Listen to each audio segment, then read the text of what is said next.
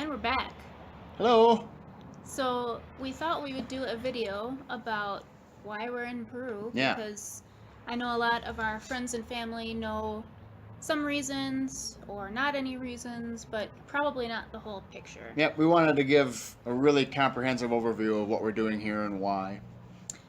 So do you want to give it a go? Yeah, I guess one of the first things I'd like to say is that with all of the reasons that people move around the world, there's generally a push and a pull. So the best way to say that is there's a push from the place you're moving from and a pull to the particular place you end up. So for us, there's definitely push and pull. I would say that the pull is much harder than the push. Yeah.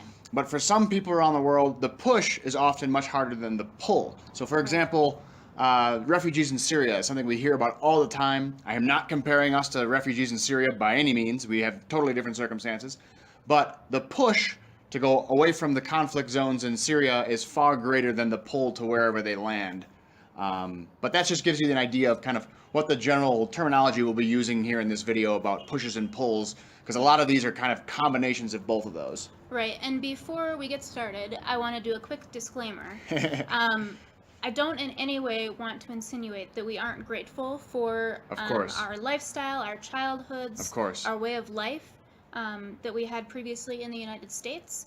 It's just that we decided to make a change. So, Of course.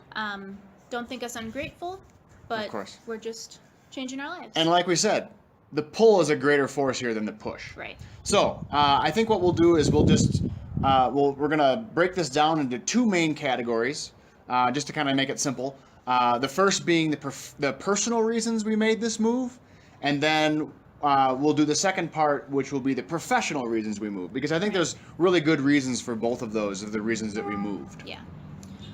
So one of the first personal reasons we moved here is financial, which is a big part of everyone's life. Personal economics. Right. So we weren't struggling really by any means No. in Wisconsin. No. But there were things that outweighed our life in Wisconsin financially here in Peru. So one of those things is being a homeowner. Absolutely. We definitely could have bought a house in Wisconsin, but we wouldn't have gotten the location we wanted and the things that we wanted for the price that we wanted to or were able to pay. Right. So here we can do that. Right. And we are in the process of trying to do that. Right. So that's one of the pulls that pulled us here. Yep. The next one is pretty obvious, is just a lower cost of living. This city, Arequipa, compared to our hometown of Madison, Wisconsin, is about between 30% and 40% of the overall cost of living of Madison. So we're looking at a significantly cheaper kind of day-to-day living cost. Basically everything. Basically everything. Food, rent, services, any way you look at utilities. And, everything. Absolutely, everything is lower. Yeah. And that has an appeal to us. You know, we're people who constantly check on how much we're spending month to month on living costs, food, things like that. So we want to be able to lower that as much as we possibly can. Right. A big thing for me is lifestyle. Mm-hmm. There are a lot of different reasons why we have come to prefer the lifestyle here. Right. One of the things is a slower pace of life. So with that comes different values in the culture and the community. Right. So Now, just before you move on. Yeah. When it comes to slower pace, I'm sure some of you have heard me say, well, it's too slow in Madison. You know, having lived in Washington D.C., I loved the pace. I loved being able to get up and go, and the general pace of life was quick, and that was satisfying. But sometimes it's overwhelming, and when you can't escape it, that becomes a problem. Right. So things that are valued more here, and this is a generalization, so again, disclaimer, but family time, community, your neighbors just are more valued here, and we like that aspect of this culture. Right. Also, a big thing is a work-life balance. Right. Which bleeds into kind of those different values and that different pace. Right. Because in the United States, often, and we're victims of this, not victims, but we're definitely participants in this, I guess is the best way of saying it. We chose a life that is fast-paced. We put priority in work. It's hard important to not us. to. It's hard not to. It's hard not to. Living in the United States is Especially- expensive. Especially when you like what you're doing. Of It's course. hard to not feel that pull, and the pull of our culture, American culture, to just work Right. all the time. Right. A lot. And that's something that we did, and it's something we grew up in. Our families are very hardworking, and so it's not entirely a crazy thing that we would also adopt a very similar kind of feel about what life should be all about on a day-to-day basis, and obviously work takes a large priority. Right. And I will say I wouldn't change it because both of our families are hardworking, and we have And there are advantages to that. right. We have gotten that what's the word? That ethic, that work yes, ethic. we've gotten that work ethic. So I am thankful for that. I'm Sure. happy to have that. But I want to prioritize family and relationships over working 9 to 5. Right. The values of the community are so different here. Again, this is anecdotal, but very often the places that I've lived are often in more densely populated areas, in Madison or Washington, D.C. or wherever. And on the rarest of rare occasions, I'll interact with my neighbors. And even rarer occasions, I'll be on a first name basis with them. Right. Whereas here, practically every day, I'm interacting with our neighbors just right around here. And I've known them Yeah. for 4 or 5 months. Yeah. And we know each other's names, and it's a normal course of interaction every single day practically. So it's just a completely different value for your neighbors and in your community.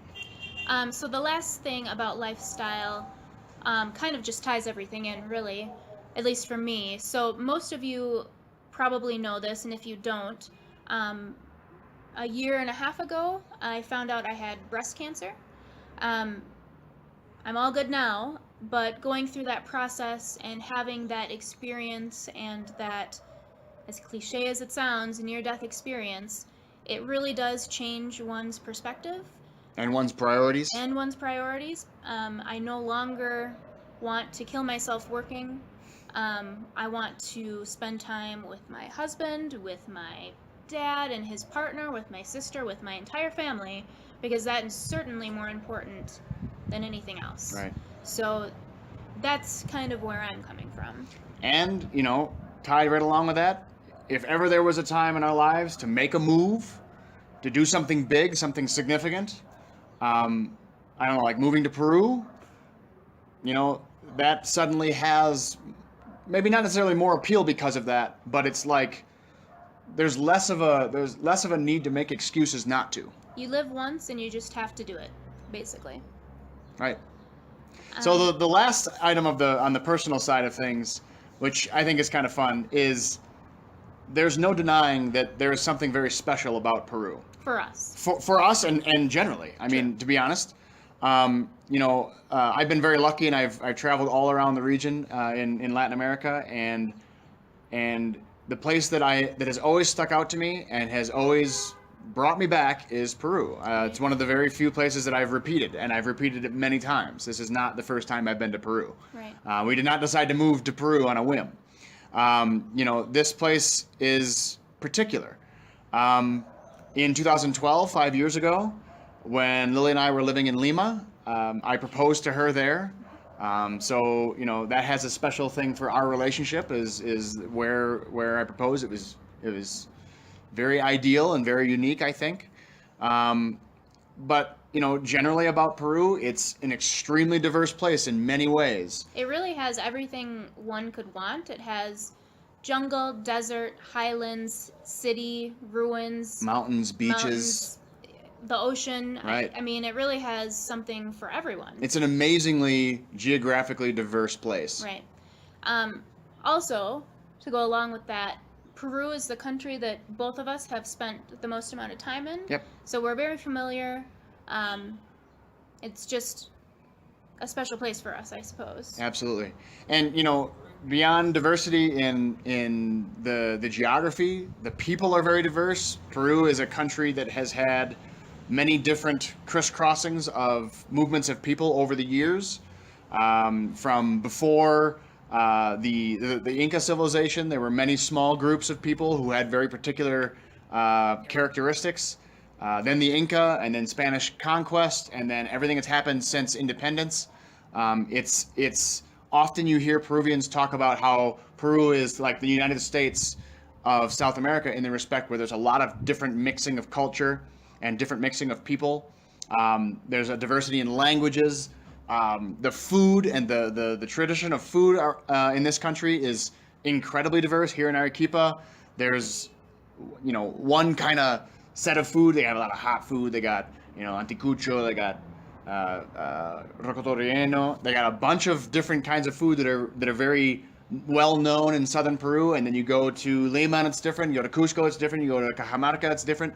It's a very diverse place, and so you can kind of get a lot Right. In the package that is Peru. And I guess the last thing for that is specifically Arequipa, where we are now.